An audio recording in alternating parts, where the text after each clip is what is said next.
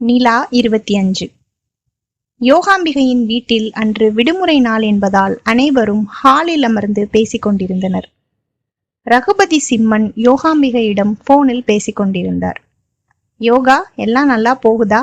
மாப்பிள்ளை எப்படி இருக்காரு? ஸ்ருதி என்ன பண்றா என்று யோகாம்பிகையிடம் ரகுபதி சிம்மன் நலம் விசாரிக்க, அண்ணா ஒன்னும் பிரச்சனை இல்லை, எல்லாம் கரெக்டா போகுது, கொஞ்சம் கொஞ்சமா எல்லாம் சரியாயிடும்னு நினைக்கிறேன் என்று கூறினார். சரி யோகா, ஏதாவது தேவைப்பட்டா என்னைய கூப்பிடு, நான் பாத்துக்கிறேன் என்று கூற யோகாம்பிகைக்கு மகிழ்ச்சியாக இருந்தது. சரி அண்ணா என்று கூறி போனை வைத்தாள்.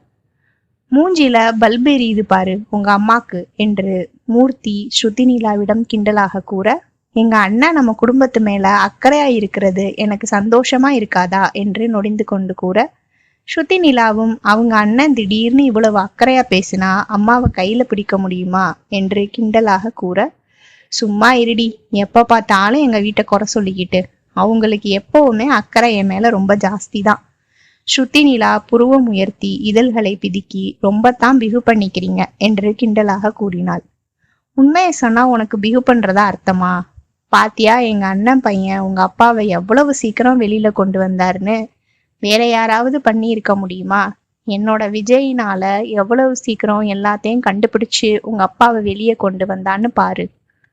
என்ன, இங்க யார்கிட்டையும் அதிகமா பேச மாட்டான், அதனால எல்லாம் அவன் என் மேல அக்கறை இல்லாம இல்லைன்னு இல்லை என்று பெருமைப்பட்டு கொண்டார்.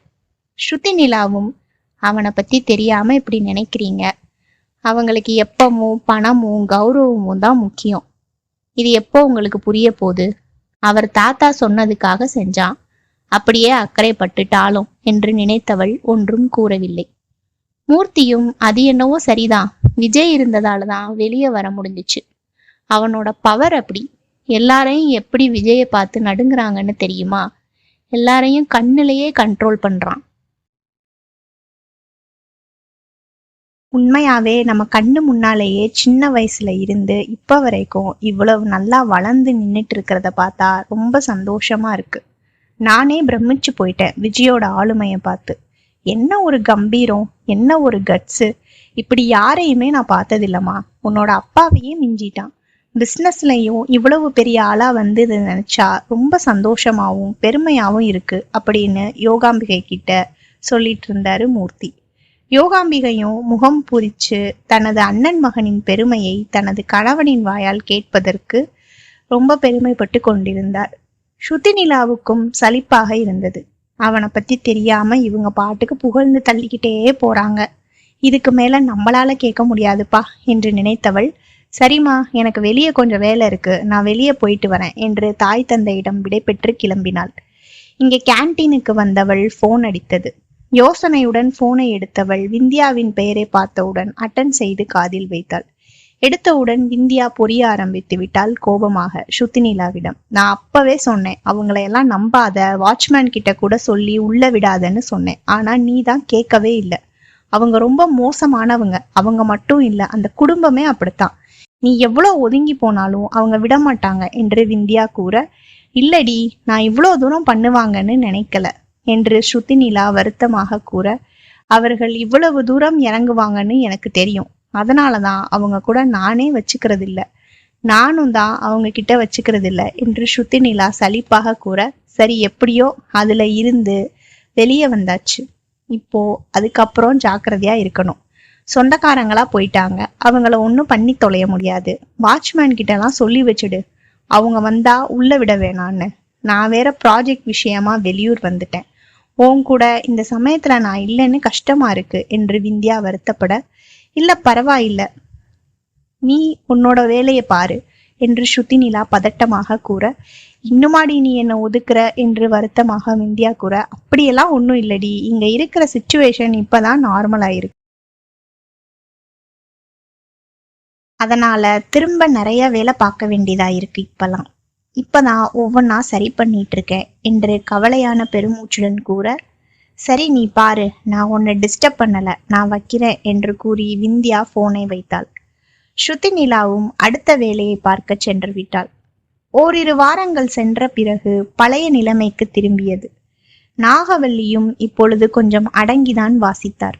தனது பெண்கள் செய்த கூத்தால் ஏதாவது செய்துவிட்டு திரும்பவும் விஜயேந்திர சிம்மனின் கோபத்துக்கு ஆளாகி விடுவோமோ என்று இளங்கோவும் தனது பெண்களை கண்டித்திருந்தார்.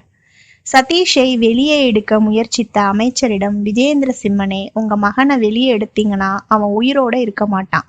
அவனை விடமாட்டேன். ஏற்கனவே உங்க வீட்டுக்குள்ள இன்கம் டாக்ஸ் ரெய்டு வந்து அதனால நிறைய பிரச்சனையாகி கோர்ட்டுக்கும் வீட்டுக்கும் அலைஞ்சிட்டு இருக்கீங்க. அதை பண்ண தெரிஞ்ச எனக்கு உங்க பையனை முடிக்கிறது ஒரு வேலையே இல்லை. அமைச்சரும் அதிர்ச்சியாகி, இன்கம் டாக்ஸ் ரைடு பிரச்சனை இவனால தானா என்று பார்த்து கொண்டிருந்தார். திரும்பவும் நீங்க ஏதாவது எங்க குடும்பத்துக்கு பிரச்சனை பண்ணீங்கன்னு தெரிஞ்சிச்சுன்னா உங்களுக்கு இந்த பதவியும் இருக்காது, ஜாக்கிரதை என்று எச்சரித்து விட்டு சென்றான். விஜயேந்திர சிம்மன் வரமாட்டான் என்று நினைத்து செய்த செயலில் தாங்களே போய் மாட்டிக்கொண்டதை நினைத்து இப்பொழுது வருந்தினர். ஏற்கனவே தங்களை சிக்கலில் மாட்டிவிட்டிருக்கிறான். இப்பொழுது இதற்கென்ன செய்ய போகிறானோ என்று அவருக்கு உள்ளுக்குள் பீதியாக இருந்தது. இல்லாத மக்களிடமும் போலீஸ் கேஸ் என்று பயப்படுபவர்களிடமே மோதிக்கொண்டு தனது காரியத்தை சாதித்தவனால் கார்ப்பரேட் கிரிமினல் விஜயேந்திர சிம்மனிடம் மோத முடியுமா?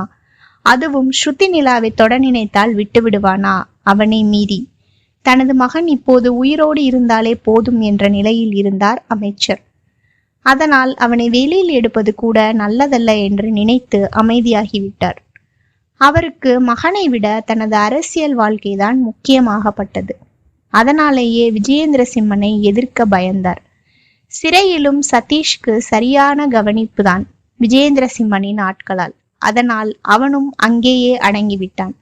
நாட்கள் நகர்ந்தன. அனைத்து விஷயங்களும் ஒவ்வொன்றாக சரி செய்து கொண்டிருந்தாள் ஸ்ருதி நிலா. பம்பரமாக சுழன்று கொண்டு இருந்தாள். வருமானமே இல்லாத ஏழை குடும்பத்தில் இருந்து நன்றாக படிக்கும் பெண்களை காலேஜில் இவர்கள் சார்பாகவும் தேர்வு செய்து படிக்க வைத்துக் கொண்டிருந்தார்கள். இந்த பிரச்சனை வந்த பிறகுதான் தங்கள் பள்ளி நடத்துவது எவ்வளவு முக்கியம் என்று புரிந்தது. பள்ளியை மூடினால் எவ்வளவு பேர் பாதிக்கப்படுவார்கள், இந்த சமயத்தில் பெற்றவர்கள் எவ்வளவு ஆதரவாக தங்களுக்கு இருந்தார்கள் என்று ஸ்ருதி நிலா நினைத்தாள். ஒருவர் கூட தங்களை சந்தேகப்படவில்லையே என்று ஆச்சரியமாக இருந்தது. அனைவரும் சொல்லி வைத்தார் போல், கண்டிப்பாக நீங்க இப்படி செய்ய மாட்டீங்கன்னு எங்களுக்கு தெரியும். எங்க குழந்தைங்க நல்லா இருக்கணும்னு நல்ல தரமான கல்வியை சொல்லி கொடுக்குறீங்க. கோச்சிங் கிளாஸ் ஃப்ரீயாவே நடத்திட்டு இருக்கீங்க. வீட்டு வேலை செஞ்ச நிறைய பொம்பளைங்களுக்கு, வசதியே இல்லாதவங்களுக்கு வேலை வாங்கி கொடுத்துருக்கீங்க. உங்க கேன்டீனிலும் வேலை போட்டு கொடுத்துருக்கீங்க. எங்க குழந்தைங்க எல்லாம் இங்கிலீஷ் பேசுறாங்க. எல்லாம் நீங்க கொடுத்தது. கண்டிப்பா நீங்க நல்லா இருப்பீங்கம்மா என்று கண்கலங்கி கூறினார்கள் சில பெற்றோர்கள். இவர்களுக்காக இன்னும் தான் நிறைய செய்ய வேண்டும் என்ற உத்வேகம் வந்தது. தன் தந்தையிடமும் இது குறித்து பெருமையாக பேசினாள். அப்பா, நம்ம பணம் சம்பாதிக்கிறோமோ இல்லையோ, ஆனா நல்ல மனுஷங்களை சம்பாதிச்சிருக்கோம் என்று கூற மூர்த்தியும் ஆமோதிப்பாக தலையாட்டினார். நம்மளுக்கு பணம் காசு வரும் போகுமா, ஆனா எப்பவுமே நமக்கு மனுஷங்க தான் முக்கியம் என்று கூற, நம்ம பரம்பரையா இதை தாண்டா செஞ்சிட்டு இருக்கோம், அதனால எப்பவுமே நம்ம கை கொடுத்துதான் பழகணும் என்று கூறினார். அவளுக்கு தன் தந்தையை நினைத்து பெருமையாக இருந்தது.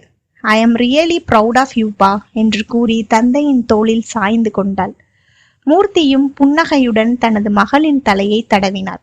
அப்பா, எனக்கு ஒரு யோசனை தோணுது என்று ஸ்ருதி நிலா கூற, மூர்த்தி யோசனையுடன் தன் மகளை பார்த்தார். அப்பா, இந்த பிரச்சனை வந்த பிறகுதான் நம்ம பண்ண நிறைய விஷயம் எனக்கு தெரிஞ்சிச்சு.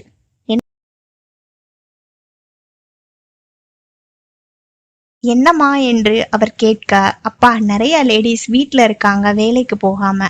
நம்ம அவங்களுக்கு தனியா அதுக்குன்னு ஏற்பாடு பண்ணி கொடுத்தோம். இருந்தாலும் இன்னும் நிறைய லேடிஸ் இருக்காங்க. நம்ம இவங்களுக்கு வேலை வாங்கி கொடுத்த சின்ன விஷயத்தையே ரொம்ப பெரிய உதவியா பாக்குறாங்க. இப்பதான் அவங்களுக்கு வேலை எவ்வளவு முக்கியம், அந்த வருமானம் அவங்களுக்கு எவ்வளவு முக்கியம்னு புரியுது. அப்பா, அவங்க எல்லாம் வேலைக்கு போகணும்னு நினைக்கிறாங்க. ஆனா அதுக்கான சூழ்நிலை அமையல. நம்ம ஏன்பா ஒரு ஃபேக்டரி ஆரம்பிக்க கூடாது? அதாவது சின்னதா ஒரு 10-15 மிஷின் வாங்கி போட்டு லேடிஸ் தைச்சு தர மாதிரி நம்ம கார்மெண்ட்ஸ் ரெடி பண்ணலாம். நம்ம சின்ன சின்ன கடைங்களுக்கு கொடுத்து பார்க்கலாம்ப்பா. ஃபர்ஸ்ட் ஒரு 3 மிஷின் ரெடி பண்ணலாம். நான் எப்படியாவது ஆர்டர் எடுக்கிறேன். இதனால நிறைய வீட்டுல இருக்க லேடிஸ்க்கு வேலை கிடைக்கும். நிறைய குழந்தைங்க இருக்கிறதுனால பொம்பளைங்களால வேலைக்கு போக முடியல. அப்படியே அவங்க குழந்தைகளையும் அங்கேயே வந்து பாத்துக்கிற மாதிரியான ஒரு ரூம் ரெடி பண்ணி அதுக்கு ஒரு ஆயாமாவையும் போடலாம். அட்மின், ஆஃபீஸ் ஒர்க், அந்த குழந்தைகளை பார்த்துக்கிறதுக்கு ஆயம்மா, QC department, quality check, cutting, packing department, designer, இப்படி நிறைய வேலை கிடைக்கும்பா. நிறைய ஆளுங்களை வேலைக்கு எடுக்கலாம். நம்ம வீட்டிலேயே நிறைய பேர் பிஸ்னஸ்ல தான் இருக்காங்க. ஏதாவது தேவைப்பட்டா அவங்க கிட்ட உதவி கேட்டுக்கலாம். நம்ம ரவியத்தான் இதே ஃபீல்ட்ல தானே இருக்காரு, அவர்கிட்ட கூட நான் டவுட் கேட்குறேன். நம்ம கூட வேலை செய்யறவங்களுக்கு நம்ம கேன்டீன்ல இருந்தே சாப்பாடு கொடுத்துடலாம். கொஞ்சம் பெரிய குழந்தைங்களுக்கு நம்ம ஸ்கூல்ல சேர்த்துக்கலாம். நீங்க என்னப்பா நினைக்கிறீங்க என்று கேட்க மூர்த்தி தனது பெண்ணை பெருமையாக பார்த்தார். எனக்கு கூட இந்த யோசனையெல்லாம் தோணவே இல்லைம்மா. நான் என்னால முடிஞ்ச உதவிய மற்றவங்களுக்கு செஞ்சிட்டு இருந்தேன். ஆனா நீ நம்ம உதவி செய்வதற்காகவே சம்பாதிச்சு அவங்களுக்கு செய்யலான்னு சொல்ற. உன்னை நினைச்சா எனக்கு ரொம்ப பெருமையா இருக்குமா. இவ்வளவு பிரச்சனை நடந்த பிறகும் நீ பின்வாங்காம நிறைய பேருக்கு உதவணும்னு நினைக்கிற. நீ ரொம்ப நல்லா இருப்பமா. உன்னுடைய லட்சியம் இன்னும் வளரணும். நம்ம குடும்பமே எல்லாருக்கும் உதவி செய்யதான் நினைப்பாங்க, பணத்தை பெருசா நினைக்க மாட்டாங்க. நல்லா செய்யுமா. நீ என்ன நினைக்கிறியோ செய். ஸ்கூல் ஆரம்பிச்ச தெரிஞ்ச உனக்கு, கேன்டீன் ஆரம்பிக்க தெரிஞ்ச உனக்கு, அதே மாதிரி இந்த கார்மெண்ட்ஸ் தொழிலையும் நல்லபடியா கொண்டு போவேன்னு எனக்கு நம்பிக்கை இருக்கு. அப்பா எப்பவுமே உனக்கு துணையா இருப்பேன். மூர்த்திக்கு அதே சமயம் மனதிற்குள் பயமாகவும் இருந்தது. தன் மகள் முன்னேற முன்னேற சுற்றி இருப்பவர்கள் நல்லவர்களாக இருந்தாலும் கூட ஒரு சில துரோகிகள் இருக்கத்தானே செய்கிறார்கள். அவளின் முன்னேற்றம் பொறுக்காமல் அவளை முதுகில் குத்தினாள் என்று உள்ளுக்குள் பயமாக இருந்தது. அதனால் கூடிய சீக்கிரம் அவளுக்கு நல்ல மாப்பிள்ளை பார்க்க வேண்டும். தன் பெண்ணின் அழகுக்கும் அறிவுக்கும் நல்ல மணாளன் துணையாக அமைய வேண்டுமே என்று மனதிற்குள் பிரார்த்தனை செய்து கொண்டார். தனது குடும்பத்தினரிடம் பேசி உடனே செயலில் இறங்கிவிட்டார். ரவி அத்தானுக்கு அழைத்து நலம் விசாரித்தவள் தான் எடுத்திருந்த முடிவை கூறி உதவுமாறு கேட்க, ரவியும் நீ ஒன்னும் கவலைப்படாத, நம்ம கிட்டயே நிறைய லேட்டஸ்ட் மிஷின்ஸ் இருக்கு, அது உனக்கு நான் இப்போ அனுப்புறேன், நீ அதை வச்சு ஃபர்ஸ்ட் ஸ்டார்ட் பண்ணு. அத்தான் உங்க கம்பெனில இருந்து எக்ஸ்பர்ட்டான 2 ட்ரெயினர்ஸ் எனக்கு வேணும். அதை வச்சு நான் மற்றவங்களுக்கு ட்ரைனிங் கொடுக்குறேன். 1 மந்த் மட்டும் எனக்கு அவங்கள அனுப்புறீங்களா என்று கேட்க, நீ ஒன்றும் கவலைப்படாத, 2 எக்ஸ்பர்ட்டான ட்ரெயினராச்சும் அனுப்புறேன். அப்புறம் ஃபர்ஸ்ட் என்னென்னு ப்ராசஸ் இருக்குங்கிறத நான் உனக்கு சொல்லி கொடுக்குறேன். ஆர்டரை பத்தி நீ கவலைப்படாத என்று கூற, ரொம்ப தேங்க்ஸ் அத்தான் என்று கூறியவள் ரவி அத்தானிடம் வேறொரு சில விஷயத்தையும் பேசிவிட்டு வைத்து தன் தந்தையிடமும் கூற, அவரும் கவனமா செய்யுமா, ஜாக்கிரதையா இருக்கணும் சரியா என்று கூற, கவலையே படாதீங்கப்பா, கவனமா செய்கிறேன், நீங்களும் வந்து அப்பப்ப பார்த்துக்கோங்க என்று தந்தையிடம் கூற, சரிமா என்று கூறினார்.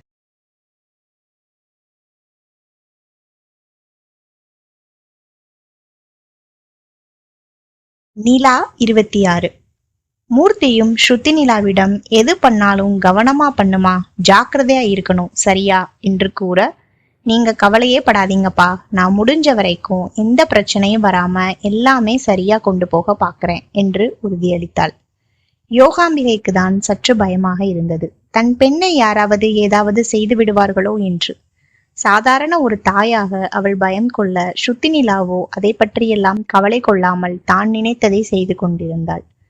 கஜபதி சிம்மனும் தனது பேத்தியின் அடுத்த கட்ட நடவடிக்கை அறிந்து உண்மையாகவே அவர் பூரித்து போனார். இவ்வளவு பிரச்சனை நடந்த பிறகும் அவள் பின்வாங்காமல் அடுத்தடுத்து அவள் முன்னேறி செல்வதை நினைத்து அவர்களுக்கு மிகவும் சந்தோஷமாக இருந்தது. இவளின் ஆற்றலை நினைத்து ஆச்சரியமாகவும் இருந்தது. விஜயாவுக்கு ஸ்ருதி நிலாவை நினைத்து உண்மையாகவே பிரமிப்பாக தான் இருந்தது. ரகுபதியிடமும் அதை பற்றி கூறி ஆச்சரியப்பட்டார். என்னங்க, இந்த பொண்ணு என்ன எவ்வளவு பிரச்சனை வந்தாலும் கலங்காம நிக்கிறா, உண்மையாவே ரொம்ப ஸ்ட்ராங்கான பொண்ணு என்று ரகுபதி சிம்மனிடம் கூற, ரகுபதியும் என் தங்கச்சியோட பொண்ணுல அப்படிதான் இருப்பா, யோகாவும் தேசப்பட்டவ இல்ல விஜயா, மாப்பிள்ளைய கல்யாணம் பண்றதுக்கு அவ்வளவு ஸ்ட்ராங்கா நின்னு அடம் பண்ணி எப்படி தனக்கு தேவையானதை நிறைவேற்றிக்கிட்டாளோ அதே மாதிரிதான் அவளோட பொண்ணும் இருப்பா, எவ்வளவு பிரச்சனை வந்தாலும் நின்னு சாதிக்கிறா பாரு என்று பெருமையாக கூறினார். அவர்களது கண்ணோட்டம் முற்றிலும் மாறியிருந்தது. கஜபதி சிம்மனின் குடும்பத்தில் தாத்தா, பாட்டி, விஜயா, ரகுபதி என அனைவரும் அவளை மெச்சிக்கொண்டனர். டைனிங் டேபிளில் உணவு உட்கொண்ட போது கஜபதி சிம்மன் விஜயேந்திர சிம்மனிடம் இந்த செய்தியை கூறினார். அவளுக்கு உதவியாக ரவி இருப்பதையும் கூறினார். விஜய், நான் சொல்றது உனக்கு கேக்குதா என்று கேட்க, எஸ் தாத்தா, ஓகே நான் கிளம்புறேன், எனக்கு மீட்டிங் இருக்கு என்று கண்டு கொள்ளாதது போல் சென்று விட்டான். சரஸ்வதி பாட்டியும் சரி விடுங்க, அவனுக்கு பெருசா ஸ்ருதி நிலாவை பத்தியும் அவங்க வீட்டை பத்தியும் தெரியாது என்று கூற, கஜபதி சிம்மன் சரி நம்ம யோகா வீட்டுக்கு ஒரு தடவை போயிட்டு வந்துடலாம் என்று கூற, பாட்டியும் சந்தோஷமாக சரிங்க என்று கூறினார். தாத்தா சொன்னது மட்டுமில்லாமல் வேறு சிலர் மூலமாகவும் விஜேந்திர சிம்மனுக்கு இந்த செய்தி வந்தது. இதை நடத்துவதற்காக ஸ்ருதி நிலா ரவியிடம் உதவி கேட்டதும் தெரிந்தது. தன்னிடம் கேட்காமல் அவள் ரவியிடம் உதவி கேட்டது ஏனோ விஜயேந்திர சிம்மனுக்கு ஏற்புடையதாக இல்லை. விந்தியாவும் வாழ்த்து கூறினாள். நாகவல்லியும் அவர்கள் குடும்பத்தினரும் வழக்கம் போல வெளியில் சொல்ல முடியாமல் சொன்னால் மாட்டிக்கொள்வோம் என்று பயத்தில் மனதிற்குள்ளேயே புழுங்கிக் கொண்டனர். பொறாமைப்படாமல் எப்படி இருக்க முடியும்? இவ்வளவு நடந்த பிறகு மீண்டும் அவள் பயப்படாமல் வேறு ஒரு தொழிலை ஆரம்பிக்கிறாள் என்றால் அவளுக்கு எவ்வளவு திண்ணக்கம் இருக்க வேண்டும் என்றுதான் நினைத்தார்கள். இவள் மேலும் மேலும் வளர்ந்துட்டே போறாளே என்று ஆதங்கமாக இருந்தது. அவர்களால் அதை பொறுத்து கொள்ள முடியவில்லை. முயற்சி செய்யும் பெண்ணை முன்னேற விடாமல் தடுக்க பார்த்தனர். அடுத்த ஓரிரு வாரங்களிலேயே ரவியிடம் ஒவ்வொன்றாக கேட்டுதான் நினைத்ததை முழுவதுமாக நடத்தி கொண்டிருந்தாள் ஸ்ருதி நிலா. அடுத்த நாள் காலேஜில் தனக்கு தெரிந்த ஒரு பெண்ணிற்காக அட்மிஷன் கேட்க வந்திருந்த ஸ்ருதி நிலா பேச்சுவார்த்தையெல்லாம் முடிந்து கிளம்பி வரும் பொழுது விந்தியாவை சந்தித்தாள். விந்தியாவுக்கு ஸ்ருதி நிலாவை பார்த்தது ஏக குஷி. ஓடி வந்து கட்டி கொண்டாள். ஸ்ருதி நிலாவும் நீண்ட நாட்களுக்கு பிறகு தனது தோழியை பார்த்த மகிழ்ச்சியில் இருந்தாள். ஆனால் சூடுபட்ட பூனையை போல் அவளிடம் நெருங்க தயங்கினாள். பார்த்து எவ்வளவு நாளாச்சு, எப்படி இருக்க விந்தியா என்று கேட்க, நான் நல்லா இருக்கேன், நீ எப்படி இருக்க, பார்க்கவே முடியல. அதற்கு விந்தியா, நம்ம சொந்தக்காரங்க வேற, ஃப்ரெண்ட்ஸ் வேற, ஆனா நம்ம பார்க்கவே முடியல. நீ வேற பெரிய பிசினஸ் உமன் ஆயிட்ட, எங்களெல்லாம் கண்டுக்குவியா என்று விந்தியா கிண்டல் அடிக்க, போ நீ இன்னும் திருந்தவே இல்லை, அப்படியேதான் கிண்டல் பண்ணிட்டு இருக்க என்று ஸ்ருதி நிலா அவள் தோளில் அடிக்க சிரித்து கொண்டாள். நீ எப்ப வந்த என்று ஸ்ருதி நிலா கேட்க, லாஸ்ட் வீக்கே வந்துட்டேன், ப்ராஜெக்ட் முடிஞ்சிடுச்சு, இப்ப ஃபைனல் ரிப்போர்ட் சப்மிட் பண்றதுக்கு வந்திருந்தேன் என்று விந்தியாவும் கூற இருவரும் பேசிக்கொண்டே வெளியில் வந்தனர். நீண்ட நாள் பிரிவு இருவரையும் தடைகளை உடைத்து பேச வைத்திருந்தது என்பதை விட சற்று மறக்க வைத்திருந்தது என்று சொல்லலாம். அதுவும் விந்தியா எல்லையற்ற மகிழ்ச்சியில் ஸ்ருதி நிலாவிடம் பேசிக் கொண்டிருந்தாள். அப்பொழுது விஜயேந்திர சிம்மனின் கார் அவர்களிடம் வந்தது. விந்தியாவை அழைத்துச் செல்வதற்காக விஜயேந்திர சிம்மனே வந்திருந்தான். இருவரும் பேசிக் கொண்டிருந்ததை பார்த்து ஸ்ருதி நிலாவை ஆழமாக பார்த்து கொண்டே இறங்கினான். ஸ்ருதி நிலாவுக்கு இவன் வந்ததை பார்த்து பக்கென்று இருந்தது. ஏனோ இன்னும் அவன் மீது அந்த ஒதுக்கம் அவளிடம் இருந்து போகவில்லை. அதே சமயம் அவனது பார்வையை பார்த்ததும் ஏனோ தவிப்பாக இருந்தது. என்ன மாதிரியான பார்வை இது என்று உள்ளுக்குள் புரியாமல் படபடத்தாள். ஹாய் அண்ணா, வந்துட்டீங்களா? ரிப்போர்ட்ஸ் எல்லாம் சப்மிட் பண்ணிட்டியா என்று அவன் கேட்க, எல்லாமே சப்மிட் பண்ணிட்டேன், என்னை பாராட்டுனாங்க தெரியுமா என்று அவளது அண்ணனிடம் குஷியாக கூறிக்கொண்டிருந்தாள். நீ எங்க இங்க என்று ஸ்ருதி நிலாவிடம் கேட்க, இல்ல ஒரு அட்மிஷன் விஷயமா வந்தேன் என்று தயங்கி கொண்டே கூற, ஓ சரி போலாமா என்று இருவரையும் பார்த்து பொதுவாக கேட்க, இல்ல விந்தியா நீ கிளம்பு என்று ஸ்ருதி நிலா அவர்களை தவிர்த்தாள். ஏய் நீயும் வா என்று தன் தோழியை வற்புறுத்த, ஐயோ வேண்டாண்டா சாமி, ஆள விடு என்று மனதில் நினைத்த ஸ்ருதி நிலா, இல்ல இல்ல நீங்க கிளம்புங்க, உங்களுக்கு எதுக்கு சிரமம் என்று கூற அவன் கண்கள் இறுக அவனை பார்த்தான். விந்தியா திடீரென, ஹே நிலா, உன்னோட அத்தாண்டி என்று உற்சாக குரலில் கூறினாள். அவள் கூறிய திசையில் பார்த்தாள் ஸ்ருதி நிலா. பைக்கில் வந்து கொண்டிருந்தான் ரவி. இவளுக்கும் மகிழ்ச்சியாக தான் இருந்தது அவனை பார்த்தவுடன். தனக்கும் தனது தம்பிக்கும் வேண்டியதை செய்து கொடுக்கும் பாசமான அத்தானை யாருக்குத்தான் பிடிக்காது? அதுவும் தற்போது தனது தொழிலுக்கு முழுமையாக உதவி செய்வது ரவியத்தான் தான். இவ்வளவு உதவியை செய்பவரை பார்த்தால் சந்தோஷம் கொள்ளாமல் இருக்க முடியுமா? முகமெல்லாம் மகிழ்ச்சியில் பூரித்து ரவியத்தானை தான் பார்த்து கொண்டிருந்தாள். என்ன ஒரு சந்தோஷம்! அடடடா, அதான் மேடம் எங்க கூட வராம அத்தான் கூட போறீங்களா என்று இவள் கிண்டலாக கூற, அங்கே விந்தியாவுடன் நின்று பேசிக் கொண்டிருந்த விஜயேந்திர சிம்மனின் முகம் கடுகடுத்தது. இதை பார்த்த ஸ்ருதி நிலா, இவர் வேற எப்ப பார்த்தாலும் கண்ணிலேயே ஃபயர் வச்சு எரிச்சுக்கிட்டே இருக்காரு என்று சலித்தாலும் மனதிற்குள் ஏதோ மெல்லிய கலக்கம் இவனது கோபத்தை பார்த்து. எதுக்கு வம்பு, இப்பதான் எல்லா பிரச்சனையும் முடிஞ்சிருக்கு என்று நினைத்தவள், இருடி நான் பேசிட்டு வரேன் என்று மெல்ல ரோட்டை கிராஸ் செய்து சென்றாள். பாருடா மேடம் வெக்கப்படுறத, ரவி அத்தாங்கிட்ட இருந்து போன் வந்தா உடனே வெளியில ஓடிடுவா, இப்பயும் அதே மாதிரி அந்த பக்கம் ஓடுறா என்று கிண்டலாக கூறினாள். அவள் ரோட்டை கிராஸ் செய்து கொண்டே, இவ மட்டும் எப்பவும் திருந்த மாட்டா, நம்மளை கிண்டல் பண்றதையே ஒரு வேலையா வச்சிருக்கா, அதுவும் அங்க அண்ணனை பக்கத்துல வச்சுக்கிட்டு அவர் ஏற்கனவே என் மேல கொலவெறியில இருக்காரு, இதுல இவ வேற என்ன நடக்குதுன்னு தெரியாம அவரை ஏத்தி விட்டுக்கிட்டே இருக்கா என்று சலித்தாள். இவள் வரவும் ரவி வரவும் சரியாக இருந்தது. அத்தான் என்று இவள் அழைக்க, ஹே உன்னை பார்க்கதான் நான் வந்தேன், நீயே வந்துட்டியா? ஆமா அத்தான் என்று அவள் பேசிக்கொண்டிருக்க,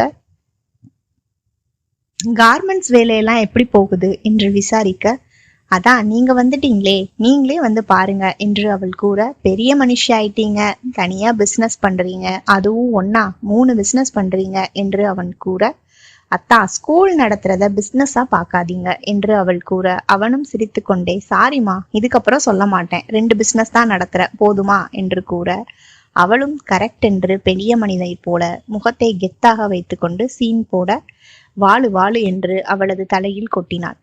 என்ன பிசினஸ் பண்ணாலும் நீ மட்டும் மாறவே இல்லை, இன்னும் அப்படியே தான் இருக்க என்று கூறி அவன் சிரிக்க அவளும் சிரித்தாள். அது நம்ம கூடையே பிறந்தது என்று தன்னை நோக்கி பந்தாவாக கையாட்டி இவள் கெத்தாக கூற, அவன் பக்கென்று சிரித்து விட்டான். எவ்வளவு மேலே போனாலும் இப்படியே இரு என்று அவன் மகிழ்ச்சியுடன் கூற, அடுத்த மேடத்தை நாங்க அப்பாயின்மெண்ட் வாங்கி தான் பார்க்கணும் போல இருக்கு என்று அவன் சோகமாக கூறுவது போல் நடிக்க, இவள் சிரித்து கொண்டே, போங்கத்தான் என்று பொய்கோபம் கொள்ள, இங்கு விந்தியா சிரித்து கொண்டே, எங்களுக்கு கேக்குது எங்கிருந்து கத்த, விந்தியாவின் குரலை கேட்டவுடன் அவளுக்கு பக்கென்று இருந்தது. ஐயோ இதை எப்படி மறந்தேன் என்று யோசிக்க, பக்கத்தில் அவன் அண்ணனும் இருப்பானே, நான் சாதாரணமாக பேசினாலே ஏதாவது கொலை குற்றம் செய்தது போல் பார்ப்பவன் இப்பொழுதுதான் அத்தானுடன் பேசுவதை பார்த்து என்னவெல்லாம் நினைக்க போறானோ என்று உள்ளுக்குள் கதி கலங்கியது அவளுக்கு. தந்தைக்கு கூட பயப்படுவதில்லை, ஆனால் இவனுக்கு இப்படி பயப்பட வேண்டியதாக இருக்கே என்று உள்ளுக்குள் நொந்து கொண்டாள். அவள் சுற்றுமுற்றும் பார்க்க அங்கு அவன் தெரியவில்லை. அப்பா எங்கேயோ காலேஜ் உள்ள போயிட்டான் போல என்று நினைத்து ஆசுவாசம் அடைந்தாள். விந்தியாவை பார்த்த ரவி அங்கிருந்தே கையாட்ட இவளும் இங்கிருந்தே கையாட்டினாள். பிறகு பேசுகிறேன் என்று சைகை செய்து இவன் ஸ்ருதிநிலாவிடம் பேசிக் கொண்டிருந்தான். விஜயேந்திர சிம்மன் அங்கு நின்று கொண்டிருப்பது தெரியவில்லை. போன் பேச வந்தவன் மரத்திற்கு பக்கம் நின்று கொண்டிருந்ததால் இவர்களுக்கு சரியாக தெரியவில்லை. ஆனால் விஜயேந்திர சிம்மனுக்கு அங்கு நடந்த அனைத்தும் தெளிவாக தெரிந்தது. போனையும் உடனே கட் செய்துவிட்டு அங்கு நடந்ததை தான் பார்த்து கொண்டிருந்தான். ஓ அத்தானை பார்த்த உடனே எங்களை கலட்டி விட்டுட்ட பாத்தியா என்று இங்கிருந்து கத்த, அங்கிருந்து ஸ்ருதிநிலா உனக்கு வேலை இல்லை போடி என்று இன்னும் பைக் இருக்கும் பக்கம் வந்து விட்டாள். இங்கிருந்து அவள் என்ன பேசினாள் என்று தெரியவில்லை. ஆனால் அவள் முகம் மலர்ந்து சந்தோஷமாக பேசிக் கொண்டிருந்ததை இருவரும் பார்த்தனர். விந்தியா மகிழ்ச்சியுடன் பார்த்தாள் என்றால் விஜயேந்திர சிம்மனை அவளை பொசுக்கிவிடும் கோபத்துடன் பார்த்து கொண்டிருந்தான். அதுவும் அவள் இவ்வளவு மகிழ்ச்சியாக உரிமையாக யாரிடமும் பேசி அவன் பார்த்ததில்லை. இவனிடம் மட்டும் இவ்வளவு உரிமையாக பேசுவதை நினைக்க நினைக்க அவனது உள்ளம் எரிமலையாக வெடித்து சிதறியது. அப்பொழுது விந்தியா கூறுவது உண்மைதானோ, அவனை அறியாமல் அவளுக்குள் இருந்த பொசசிவ்னஸ் பூதாகரமாக வெளியே வந்து கொண்டிருந்தது. இதனால் ஸ்ருதிநிலாவிற்கு நன்மையா தீமையா பொறுத்திருந்து பார்ப்போம். இந்த எபிசோட் உங்களுக்கு பிடிச்சிருந்தா லைக் பண்ணுங்க, உங்க கருத்தை கமெண்ட்ல சொல்லுங்க. அடுத்த எபிசோட மிஸ் பண்ணாம இருக்க PS தமிழ் ஆடியோ நாவல் சேனலை சப்ஸ்கிரைப் பண்ணுங்க. அடுத்த எபிசோட்ல சந்திப்போம். நன்றி.